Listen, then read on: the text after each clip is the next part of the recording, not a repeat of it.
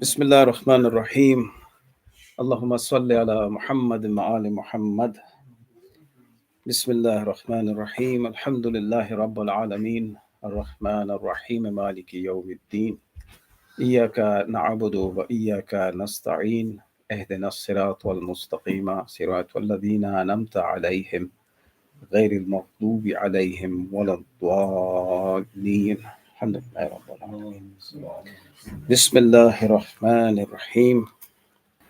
So I'm going to recite a part of a verse from Surah Yusuf, verse number 3. Bismillah ar-Rahman ar-Rahim. Nahnu nuqsu alayka ahsan al-qasas. The translation is, we relate to you the best of stories. Then the verse continues, through our revelation of this Quran, though before this, you were totally unaware of them. So again, the part that I read was, we relate to you, O Prophet, the best of stories through our revelation of this Quran. We need to recall or reestablish in our minds whether we do take the Quran to be true and authentic. If we do, then you buy this, you take this, you accept it. If not, then it goes back to my old thing that I said many moons ago, that then we have a problem. But if we are to go by this Furqan, you see, there is a surah in the Quran called Surah Al Furqan, which means the criterion. So if we have to go by this Quran, then it is the criterion, it is the benchmark. If not, then we have a problem. Now, bear this in mind. Second, I was given no complaints, but I was given a very short notice, so I haven't really prepared, like in terms of practice. So I don't know how long it's going to take. I hope you came well fed. You're not going to be hungry anytime soon, and that you will manage to pay attention for a good while. Is that okay? The kids as well, right? It's going to get complicated. There'll be some cartoons to watch as well. All right.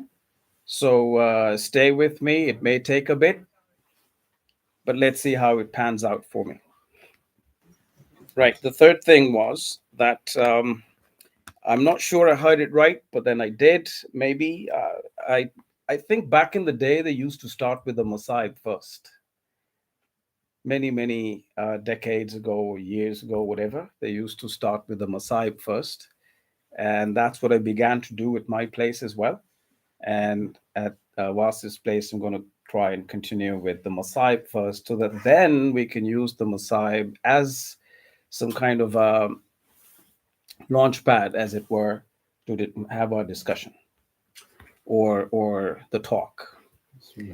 So what I'm going to read for you now is the Masaib, but from my novel that I wrote.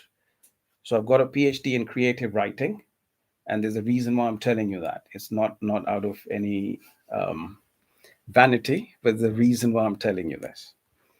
So I'll read a bit of that, and then we'll launch into the discussion. The title of my talk today is called Into the Woods and Down the Rabbit Hole. Bismillah ar-Rahman ar-Rahim. Aqil is the protagonist in my novel. So I'm reading this from chapter 12 of my novel called By the Sun and Its Brightness, basically taken from the verse was Shamsi wa Duhaha as the title of my novel. Aqil is among the pilgrims from Pakistan, Bahrain, Lebanon, Canada, and Britain on board the Middle Eastern Airlines flight from Beirut to Najaf. The journey to the city of Ali bin Abu Talib is going to be just under 2 hours long. Also among the passengers are a couple of families from Ghana and Sierra Leone. The West African men are dressed in their native gowns and headgear, only plain white and black colors carefully selected for the pilgrimage. They sit tall in the aisle seats along with their wives and sons and young daughters who are wearing black hijabs. A Lebanese mother draped in a jilbab sits on the edge of her seat, overseeing her two teenage girls remove their makeup. Her husband is settled just across the aisle, his eyes transfixed on the overhead paneling, looking lost in a reverie in thoughts. Lost in a thought. Once the Lebanese girls are makeup free, their mother gives them long coats and hijabs to wear. They slip the coats on, their hands coming out through the sleeves almost in synchrony. They help each other pin the hijabs on their heads, then pull out lip balm from their little purses and give their lips a light touch. Their now subtly smiling mother does not forbid them from that innocent layer of cosmetic. As the aircraft begins to taxi towards the runway, the noise in the cabins suddenly dies down. Then, irrespective of where in the world they hail from, all passengers chant aloud in unison, Allahumma salli ala Muhammad wa ali Muhammad. O Allah, bless Muhammad and his progeny. They recite this thrice, each time with the same gusto. Akil feels a warm tingle run down his spine, and then he feels an inexplicable energy build up within his chest. He looks around at the pilgrims. They all look funereal, but some faces exude a saintly glow. A few hold black, white, and turquoise colored rosaries, reciting something with tears in their eyes. Abruptly, someone shouts, Labbaik ya Hussein, at your service, O Hussein, and the entire plane load echoes the slogan with their arms raised in unison. What's that for? Akil asks a co passenger. It's in response to Imam Hussein's call in Karbala on the day of the battle. Hal min Nasirin Yansurna? Is there anyone there to come to my aid? The man replies. Imam Hussein made this call not because he needed the enemy's help or their mercy, but to expose their real intentions to themselves.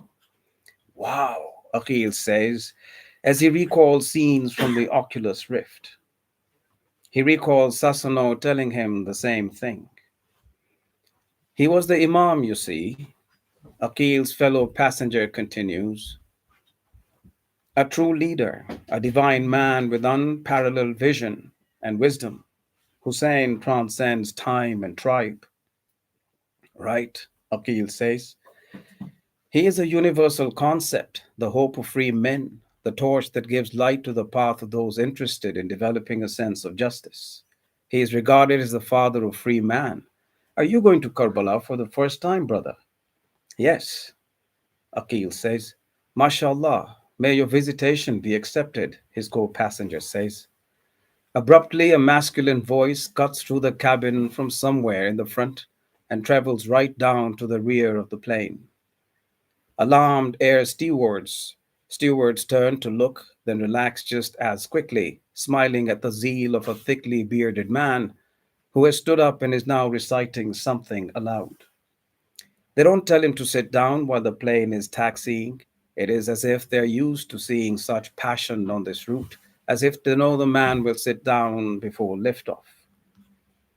Some passengers lean sideways into the aisles of the wide bodied aircraft, while others sitting in the middle rows crane their necks to catch a glimpse of the reader. His voice becomes clearer and stronger as he sings a lamentation on the tragedy of Karbala in a most heartrending tone. Peace be upon, peace be from the mourners upon the slain lying on the dust. The hapless offer their condolences for your beloved companions, O Hussein. Peace be upon your women who cover themselves out of modesty, as the dust of impending imprisonment layers their bared heads.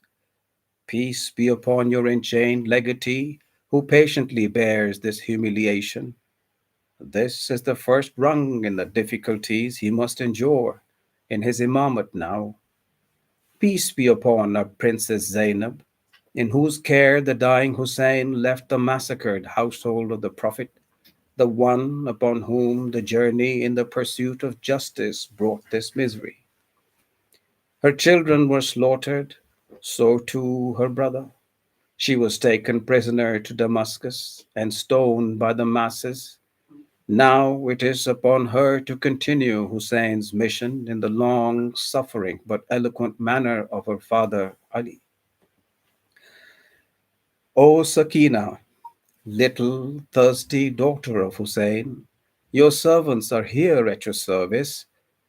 For what they're worth, our tears are for you, if only they can quench your thirst. At the last lyric, the reciter starts sobbing. Soulful cries of the young and old alike fill the cabin, as if one of their very own has just been slain. Mention the name of Hussein, and these people just crumble, Akil thinks. Indeed, Hussein must be their very own. Shortly, the reciter collects himself and continues with the lamentation. This age, this doomsday, these calamities are all too much for you, little girl. Oh, oh, but where do you rest now? The tents have all been burnt. The night's like a dark mountain. Daybreak is long. Where are you in the pitch darkness of the eve of the exiled and destitute? The sands of the earth are hot. These are the hardships of being an orphan now, noble girl. The chest of Hussein on which you used to sleep is no more, noble girl. Our peace be upon the esteemed mother of the suckling infant, too. This is a strange time. What comfort do we give her? What message? Your heart must feel heavy, your stomach pain, your cradle must still feel warm. In this darkness, we are dazed and bereft. Where to look for your slain child? Where has your ray of sunshine hidden himself? Where do we search? No mother's life has been plundered like this before. Your husband's been brutally slaughtered, so too your infant. Somewhere in the noise of the morning, the pilot's voice crackles ever so briefly in the aircraft's PA system. Cabin crew, take your positions for takeoff. Akil feels a lump in his throat. His eyes are moist. His heart palpitates. So this is one section of that chapter. Allahumma salli ala Muhammadin wa ali Muhammad. اللهم صل على محمد وآل محمد وعجل فرجهم. I shall now proceed to the talk into the woods and down the rabbit hole.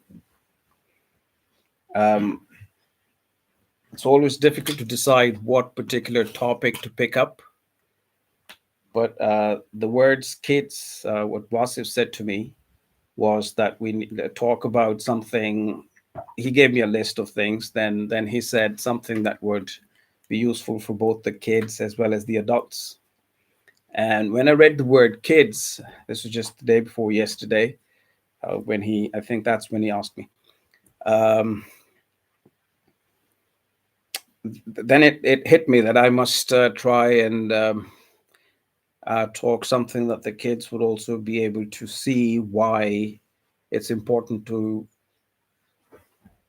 listen to your parents, and also because they may themselves not know, but when they say something, it may be for a grand reason that we don't realize ourselves.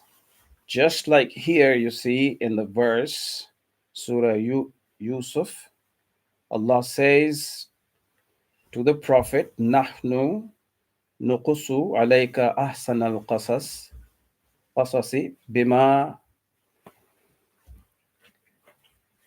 أوحينا إليك هذا القرآن وإن كنت إن كنت من قبله لمن الغافلين.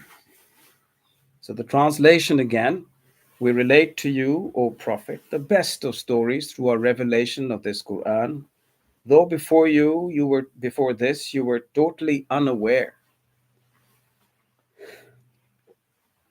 If we proceed to the next slide here, there's a verse in Surah A'raf as well, verse 176.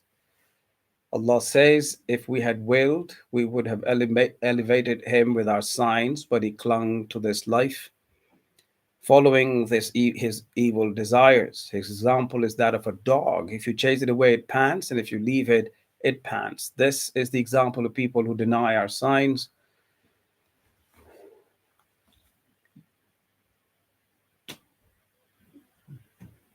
فَأُقْصُصِ الْقَصَصَ لَعَلَّهُمْ يَتَفَكَّرُونَ. So tell them the tales, perhaps they will reflect. Now you can see I'm focusing on tales and storytelling. Then we have the verse again in Surah Yusuf, verse number 111. Bismillah ar-Rahman ar-Rahim. لَقَدْ كَانَ فِي قَصَصِهِمْ إِبْرَةٌ إِبْرَةٌ لِأُولِي الْبَابِ. In their stories, there is truly a lesson for people of reason. So obviously we need to look at the context of verses, but if we were to look at just this verse on its own for experimental thoughts, maybe for trying to work out things by ourselves, for ourselves, thinking for ourselves for a while, if we just look at that verse, we see the blue highlighted one there. That's a part for me that is useful for my purpose here. In their stories, there is truly a lesson for people of reason. Now, Allah goes on to say this Quran cannot be a fabrication, rather, it is a confirmation of previous revelation, a detailed explanation of all things, a guide and a mercy of for people, liqawmi yu'minuna, people of faith, the mu'mins. We like to call ourselves mu'min, right?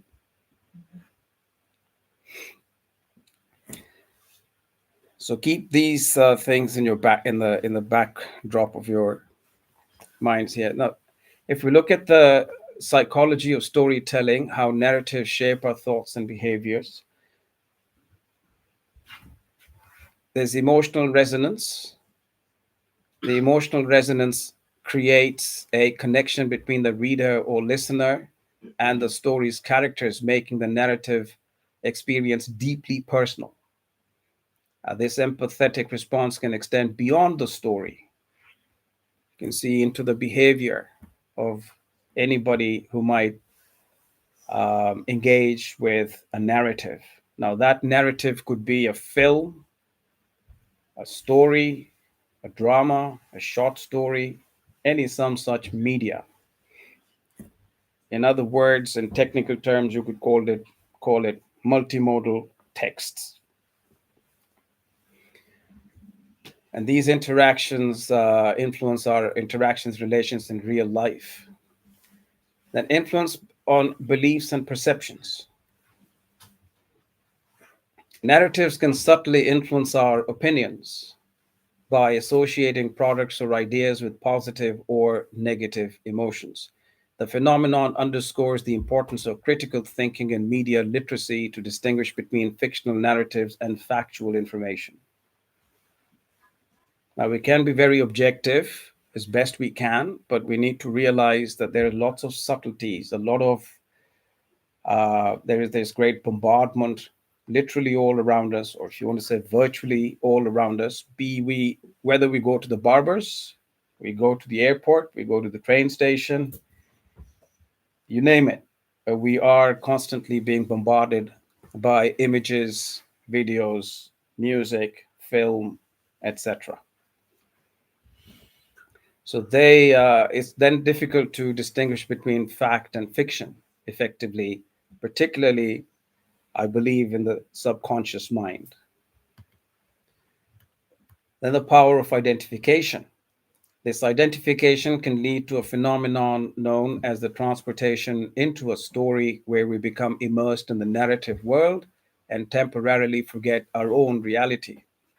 So, this immersive experience has the potential to influence our thoughts, emotions, and even behavior after we finish reading or watching a story.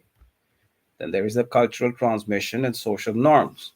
These narratives contribute to the formation of shared beliefs and behaviors, guiding individuals in their interactions and decision making within their communities. Now, I often get told or used to get asked, or I don't know, should I use the word consulted? Or people would say to me, uh, parents of young kids would say to me that we are very worried about our children, that they are exposed to XYZ, the curricula in this country, yaar ye mulk is mulk mein bahut yaar. These kind of words would be used, and they would ask me, how did I train my children? So, in that sense, I guess this is in connection with your worries as well. Behavioral change through narrative. Narratives can also play a pivotal role in promoting behavioral change. This is the reason why, one of the reasons why your parents take you to the Imam Barga, they take you through Muharram so that you can stay plugged in to your not only cultural roots, but also the narrative that you're exposed to the stories that you're exposed to, right? Because it's going to affect the way you would be in the future. Now, if we look at Alice's Adventures in Wonderland or Wonderland, first published in 1865 by a writer called Lewis Carroll, but that's his pseudonym. Anybody familiar with Alice in Wonderland story? You are?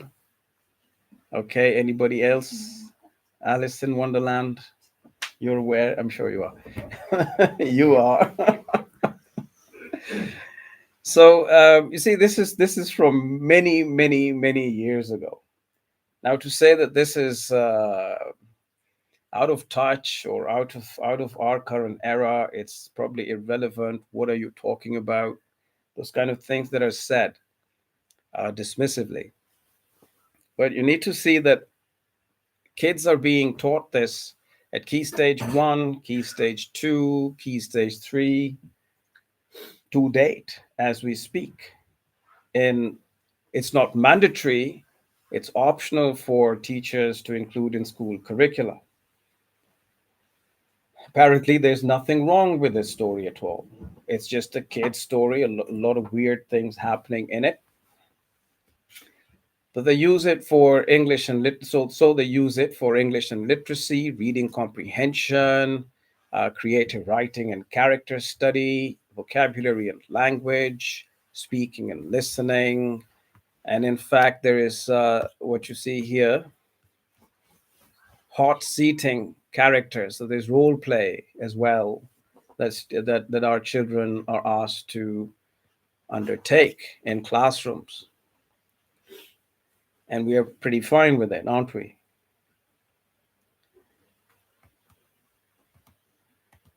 There's a cross curricular learning, drama and performance, there's music.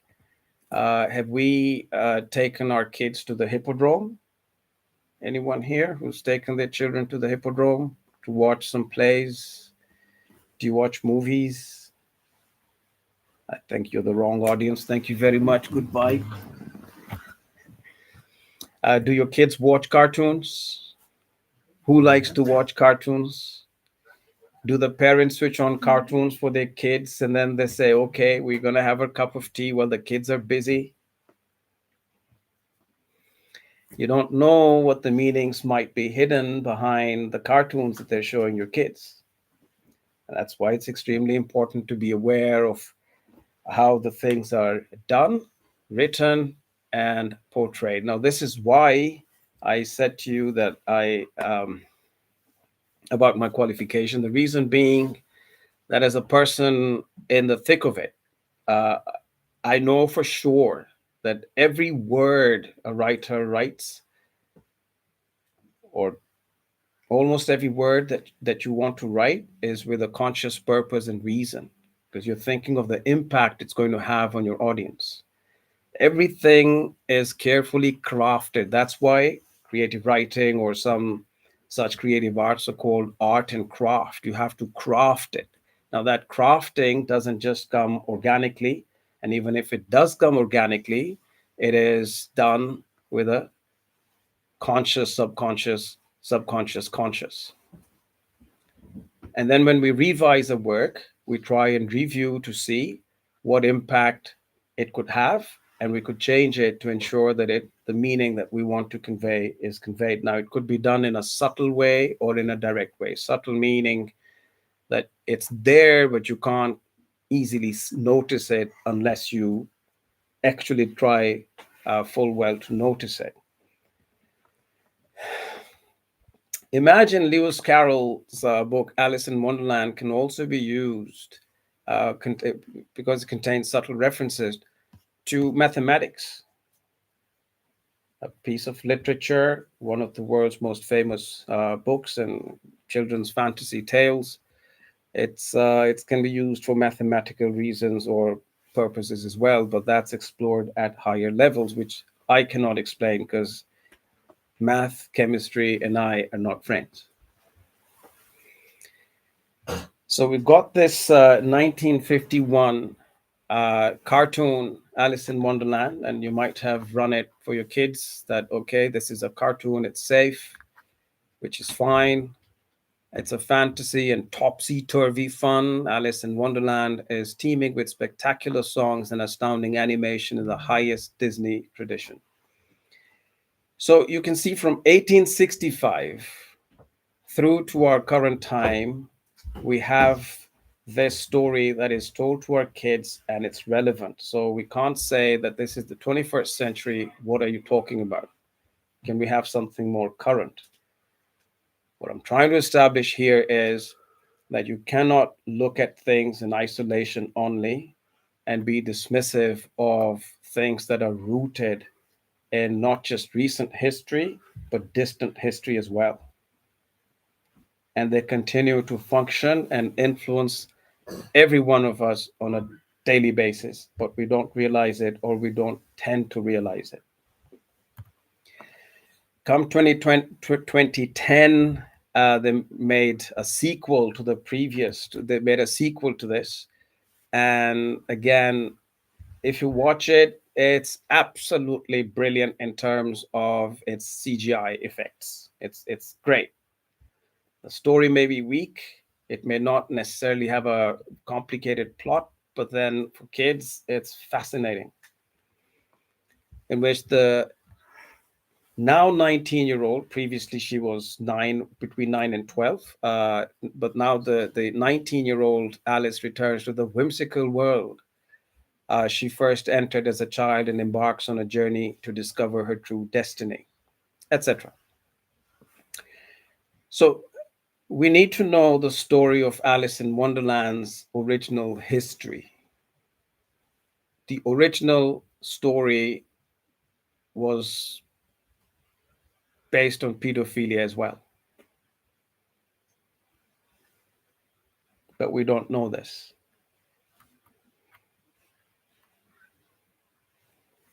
But we feel safe showing these things to our kids.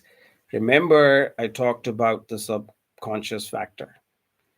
This is what changes things in our societies. We don't tend to realize it. And some of our kids end up. Now, I'm not, disclaimer, I'm not saying don't watch cartoons.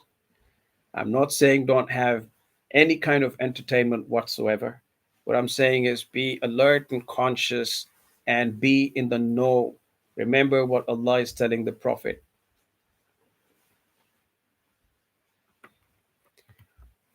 We're familiar with the Little Red Riding Hood. These are Germanic tales from Germany, 1697. Okay, it's also used in KS1 in the early years foundation stage. It is used as a traditional tale to develop essential literacy and language skills. Again, in the same, it's used for role play activities and discussions. You explore the characters. It can be linked to other subjects like drumroll, personal, social, emotional development, and understanding the world.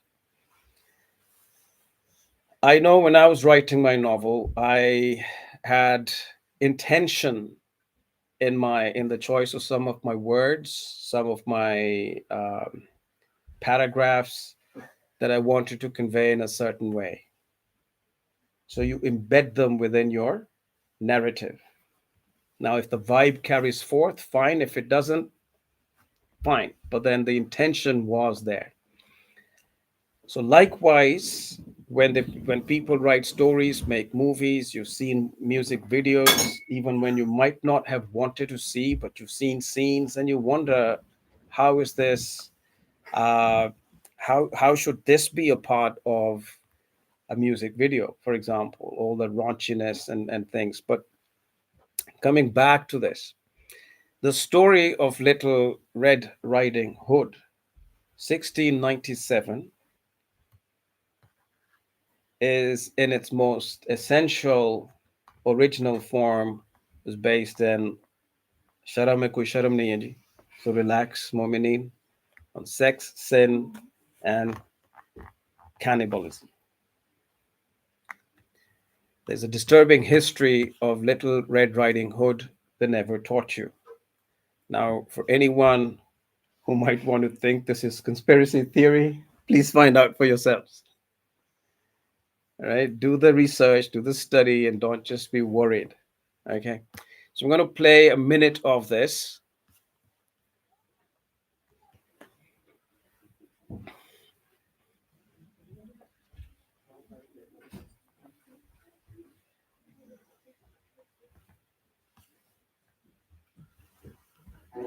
Directly.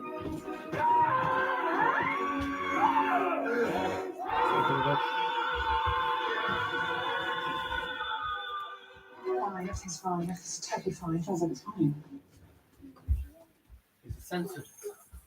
Sorry. I'm trying to find my cursor. Every day. Can you see it on that screen? If you do, let me know. Because if they have a better style, softness, and smell is a great gift for him. And for you too. Styling like a king. You've heard Little Red Riding Hood 100 times. Innocent girl, hungry wolf, heroic huntsman swoops in to save the day. It's the perfect children's story, right? But what if I told you the original Little Red Riding Hood was forced to eat her own grandmother's flesh? And that detail isn't even the most disturbing part. Today, we're uncovering the brutal truth behind this bedtime story, how a tale of female survival was deliberately rewritten into a weapon of social control, and why the version you know was crafted to hide something far more sinister than any wolf. The tale you know today is a sanitized fraud, a deliberate cover-up that began in the royal courts of France and continued through Victorian nurseries. But before Charles Perrault ever put pen to paper in 1697, before the Brothers Grimm collected their famous fairy tales, this story existed for centuries in the villages and farmhouses of medieval Europe. And in those original versions, the ones they call the story of grandmother, the truth is far more disturbing than anything you've been told. Picture a peasant girl, no older than 12 or 13, walking through the forest to visit her grandmother. She's just a village girl, clever and self-reliant, because in medieval peasant society... Okay, I think that's just a welcome natural break, but you get the idea. All right. Now we also have our favorite cartoon called the Minions. It's all cute, it's all fun, it's all innocent, but I've personally always felt very uncomfortable for some reason watching this because I've never understood why uh, there must be a one-eyed creature, because I don't see in the natural world there is any. You see, we know about the copepods. That's the only one I was able to find.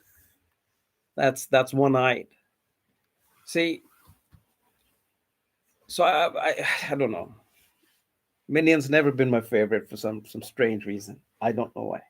Okay, these weird things is what makes me think of what's going on. If you go back to the gentleman sitting here, back in your day when you were watching cartoons, if you were, there was He-Man as well. Now, if you look at He-Man here, these are the good guys, okay? And these are the bad guys in He-Man. He-Man and the masters of the universe. Is this not scary for kids to watch in our extremely sensitive culture? We're always treading on eggshells in our current world.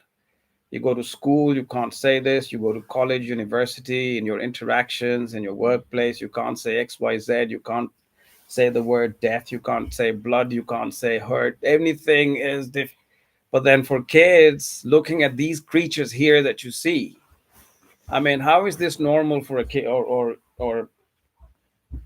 healthful for a kid's mind to see these creatures? You know, there is your lizard man or lizard person.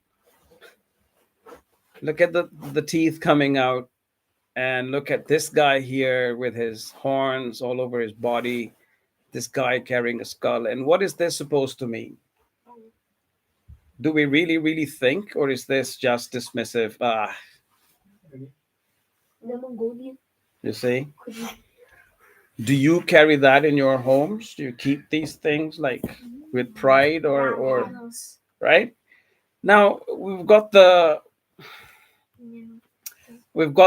Castle Grayskull.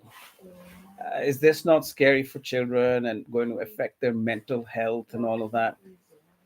But it's okay on TV for them to sit down, even in school. Probably they show them these things. So really, I'm always curious to understand the what and how of this. Now, this has been, according to the story in this lore, this castle was actually a good place, but they've made it. They made the elders. They magically transformed the Hall of Wisdom into Castle Grayskull to frighten away intruders and protect the orb. So He-Man protects this castle with his good boys, while the evil boys they want to go and steal the secrets of the universe in there. Okay. वो बात यह है कि आप जहन में क्या लेके जा रहे हैं वापस इसका बस एक सवाल है. I'm launching questions for us to think about. Until the castle was then largely forgotten, until Man at Arms, the right-hand man of He-Man, eventually led by Prince Adam to Castle Grayskull, where Prince Adam becomes He-Man using the Sword of Power. So let's have a look at the trailer of He-Man. And the masters of the universe. I am Adam, Prince of Eternity. He is who? Adam. इसमें आप देखेंगे कि if you try and work it out, this is basically obviously a fight between good and evil. Okay, this the story is इसका जो भाई था, इसका जो uncle था, he was jealous of his powers and his privilege as the good guy, just like the story of Habil, Kabil, Cain, and Abel. Same story, but we probably don't realize that these are biblical stories, actually, which are depicted in very creative ways. I'm not saying they're wrong, but I'm saying, are we conscious and aware of what these are about? The defender of the secrets of Castle Grayskull. This is Cringer, my fearless friend. Fabulous secret powers were revealed to me the day I held aloft my magic sword and said, "By the power of Grayskull." You see, by the powers of Grayskull. खुदा का नाम नहीं लेना जी. अल्लाह का नाम, God का नाम, Yahweh, whatever, वो नहीं लेना. कल को फिर बच्चे they start to wonder, they tend to, who knows, wonder about the existence of God and this and that. लेकिन जी खुदा का नाम नहीं लेना. क्लास में आपको ये दिखा देंगे. I don't know if they do because I didn't study here in my kidhood. या फिर आप इधर बैठ के देखते हैं, लेकिन आप देखेंगे to keep it secular, if you will, Allah का नाम नहीं लेना. So by the power of the Grayskull, Adam, not asking God, but the Grayskull castle. I wonder about these things. So I'm just sharing my thoughts. I am Adam, Prince of Eternia, defender of the secrets of Castle Grayskull. This is Cringer, my fearless friend. Fabulous secret powers were revealed to me the day I held aloft my magic sword and said, "By the power of Grayskull."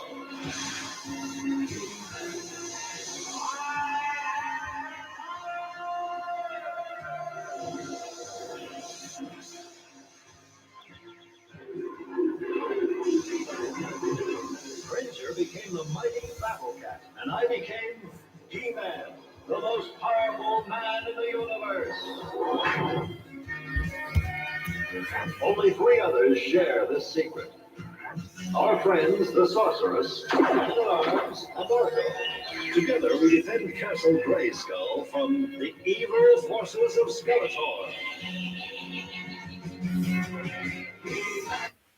Where could they have got these stories from? I don't know. Maybe from, if you read the book of Enoch, Hazrat Idris alayhi salam ki jo kitab कहते हैं, Kitabul Idris, which they removed from the Bible. उसमें ऐसी चीजें लिखी हुई. So I just, maybe that's where they get the inspiration of these kind of stories from. I don't know.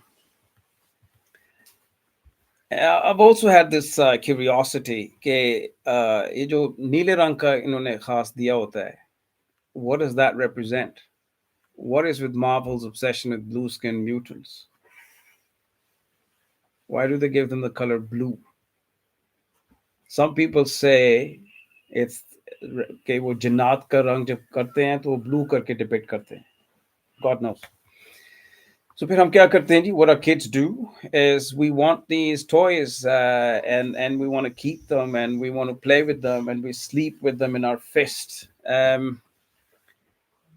Point being, I don't know how useful they are for your personal character development, etc., etc. मुझे नहीं पता.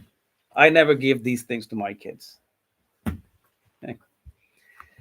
Now, what's the unconscious learning process according to Kuldas et al. In the National Library of Medicine? This is about the unconscious can conduce to the acquisition, access, and application of knowledge without deliberate and controlled attention. We humans consciously or unconsciously engage in learning activities inside or outside the classroom setting. The effect of their potential emotions, learning processes, and outcomes is inevitable. Somehow, कहीं ना कहीं इन चीज़ों का effect होता होगा. Doctor साहब बताएंगे जी, I'm not a psychiatrist or a psychologist. An essential education objective is to render students conscious learners, allowing them to become conscious of their behavior and learning outcomes.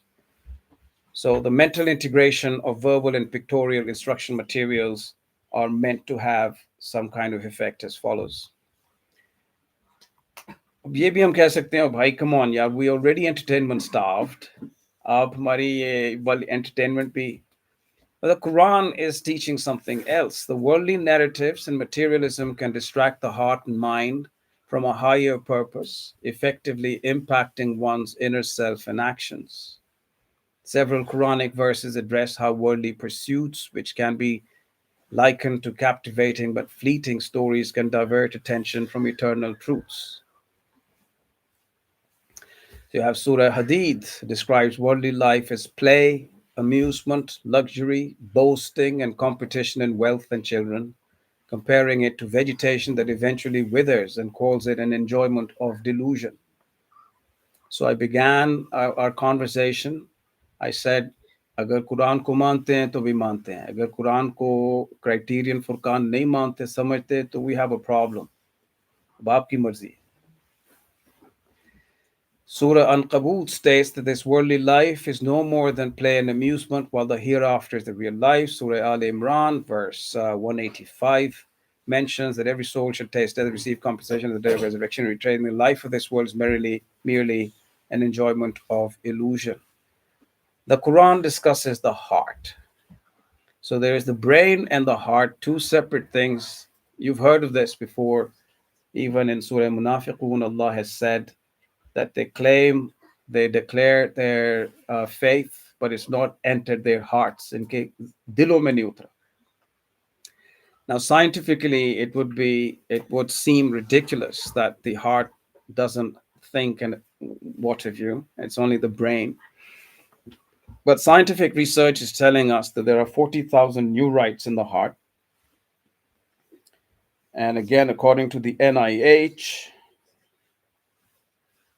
I think I can show it to you here if I can. And if I can find my cursor back. उधर ही है जी cursor? Yeah, it's here.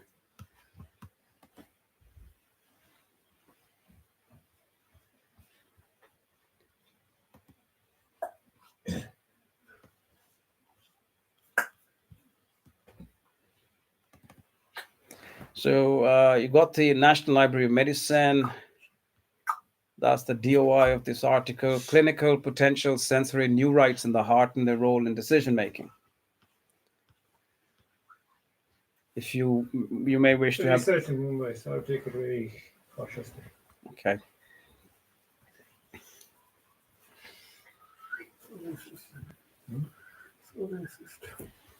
Yes.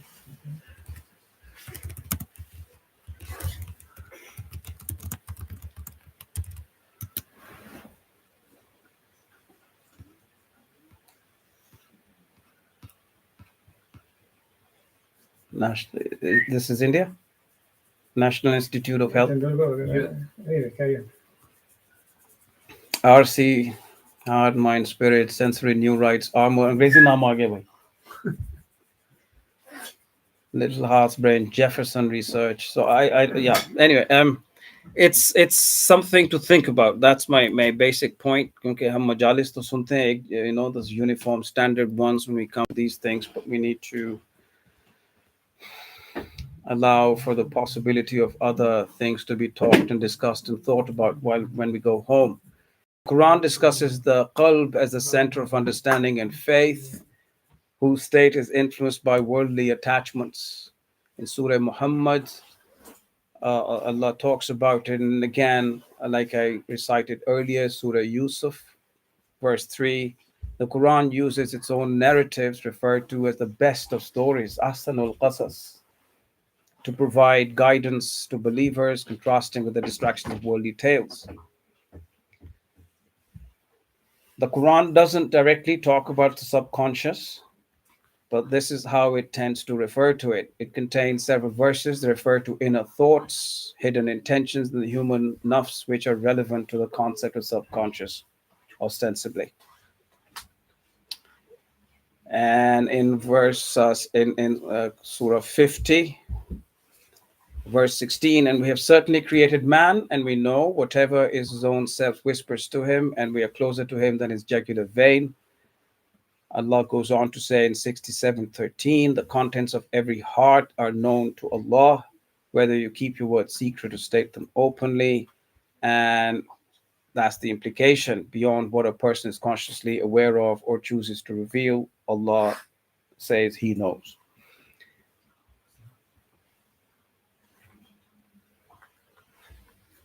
So what I understand, the last time I was here, whenever that was, quite a few months ago, or was it last year? I don't remember. I had said that if we were really to think about, if we really dared um, to allow ourselves to try and recognize the essence of Islam and the Quran, it ends on the very second verse of Surah Baqarah, and that's it. You don't need more than that if you're really truly plugged in. Alif, Bismillah ar-Rahman ar-Rahim, Alif Lam Mim, Dhalika al-Kitabu la rayba fihi hudal lil muttaqin. It's all about God consciousness.